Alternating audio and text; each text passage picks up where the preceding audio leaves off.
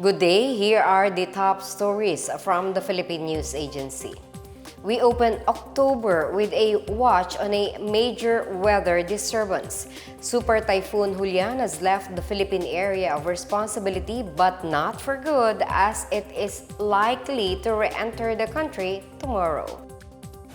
Pag-asa says Julian is moving westward and may recurve towards the southwest of Taiwan today through tomorrow morning. Julian will make landfall along the southwestern coast of Taiwan tomorrow morning or afternoon. It will then cross towards the eastern sea of Taiwan on Thursday, move northeastward towards the East China Sea, and exit PAR on Thursday evening or Friday morning. Julian was last spotted 235 kilometers west of Itbayat, Batanes, packing maximum sustained winds of 195 kilometers per hour and gustiness of up to 240 kilometers per hour. Tropical cyclone wind signal number 2 remains in effect over Batanes, Babuyan Islands, the northern portion of Ilocos Norte, and the northwestern portion of mainland Cagayan. Signal number 1 is raised over the rest of Ilocos Norte, Ilocos Sur, La Union, Pangasinan, Apayao, Kalinga, Abra, Mountain Province, Ifugao, Benguet, the rest of mainland Cagayan, Isabela, Quirino, Nueva Vizcaya, the northern portion of Aurora, and the northern portion of Nueva Ecija.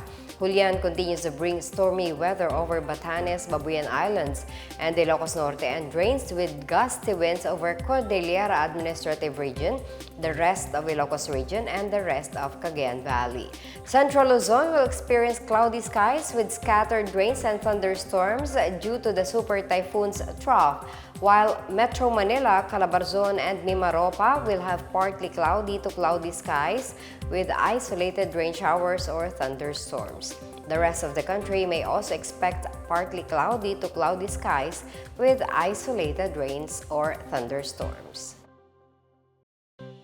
As the country faces economic and political challenges, President Ferdinand R. Marcos Jr. continues to enjoy steady support from many Filipinos, with approval and trust ratings holding stable in the third quarter of 2024.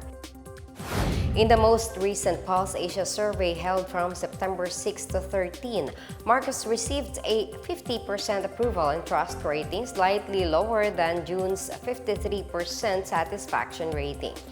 The survey also showed that 29% of the respondents were undecided about his performance, with 21% showing dissatisfaction. His trust rating in September slightly dropped 2 points compared to June's 52%, with 22% of the respondents showing little or no trust for the president and 28% undecided.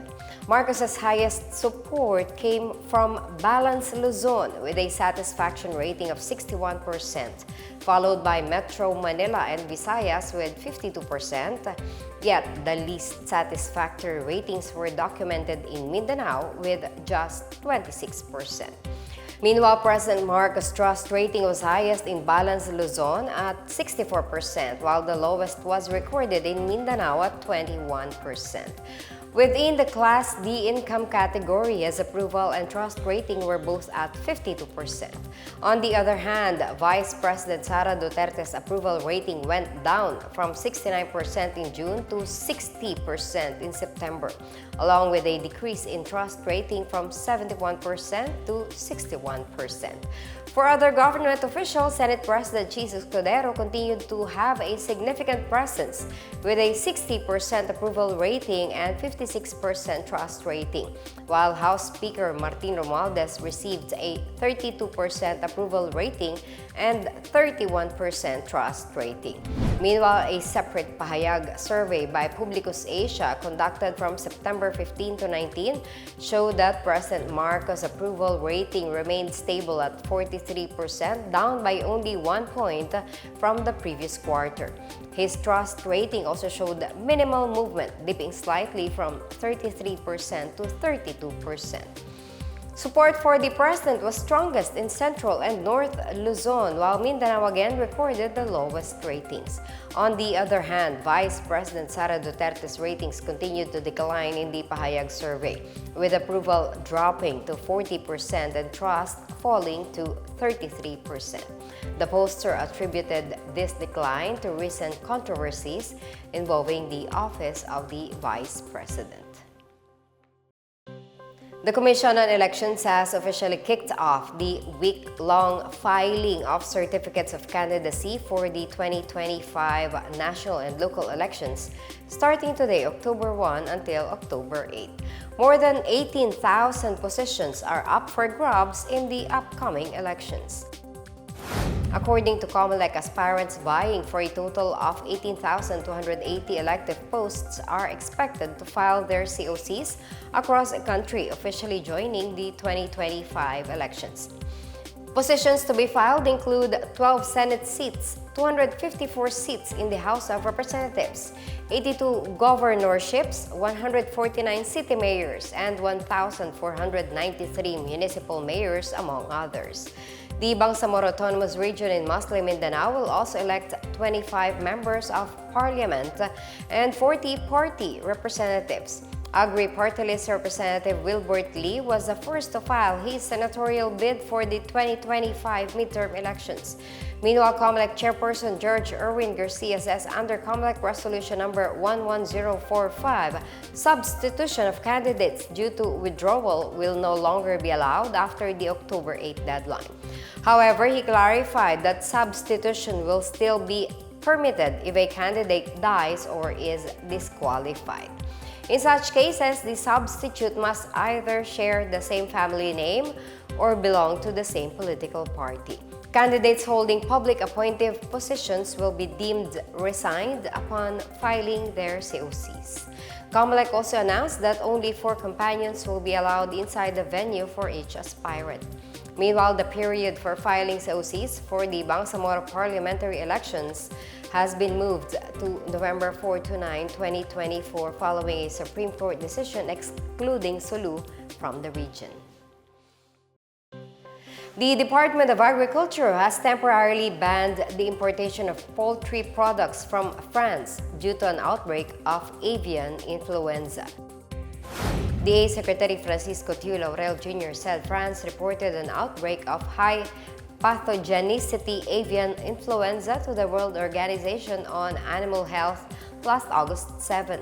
The DA's Memorandum Order 40 bans the importation of domestic and wild birds or shipment of live poultry products and byproducts including day-old chicks and semen. The Bureau of Animal Industry is also suspending the issuance of the sanitary and phytosanitary import clearances. It will, however, allow the entry of birds and products that were slaughtered or processed before July 25, 2024. Veterinary quarantine offices will confiscate shipments of birds, eggs, poultry products, and byproducts unless those were heat-treated. Tiu Laurel said the ban will prevent the spread of the bird flu virus that could devastate the local poultry industry. The Philippines has imported over 150,000 kilograms of poultry products from France from January to August this year. In other news, the Office of the Presidential Advisor on Peace, Reconciliation and Unity recognized 3 individuals at the local government unit for their efforts to promote and attain peace. Presidential Peace Advisor Secretary Carlito Galvez Jr. bestowed the Gawad Kapayapaan to Budget Secretary Amena Pangandaman. Founding member of the Southeast Asian Women Peace Mediators Miriam Coronel Ferrer, Moro Islamic Liberation Front Peace Negotiating Panel Chair Gadzali Jaafar, and the local government of Kauswagan, Lanao del Norte. The 4 received their award in a ceremony held in celebration of the National Peace Consciousness Month at the Manila Hotel on Monday. In his speech, Galvez said these commemorations should be a time to learn from the outstanding peace-building efforts done by the awardees in their respective fields. He echoed President Ferdinand Marcos Jr.'s statement that peace is a lifetime commitment. Gawad also recognized the invaluable role of women leaders in the nation's peace-building process. The Gawad Kapayapaan Award is given to extraordinary personalities for their invaluable contributions towards a just and lasting peace in the country. And that's the latest and the biggest stories on the Pna Headlines. For more news updates, visit our website pna.gov.ph or our Facebook and X account, Philippine News Agency. The Pna Headlines is also streamed via the Servicio Facebook page. You may also watch the Pna Headlines through the Philippine News Agency's YouTube account and via the News and Information Bureau website under PNA News. It's 85 days before Christmas. I'm Marita Muahe. This is the Pna Headlines, bringing stories that unite the nation.